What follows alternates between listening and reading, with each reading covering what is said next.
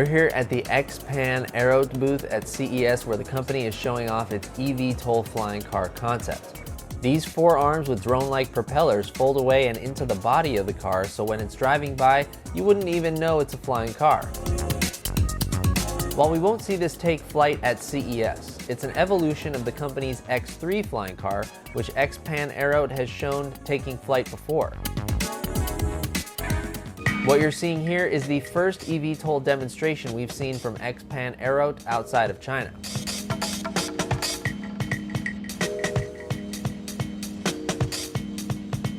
The car features cameras in place of the side view mirrors and a display screen built into the dashboard.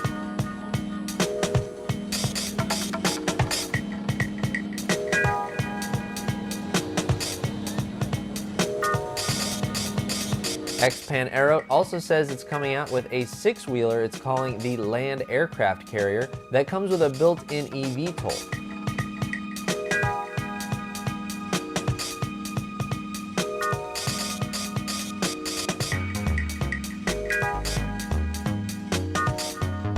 Xpeng AeroHT says it will be available for pre-order end of this year and start shipping end of next year.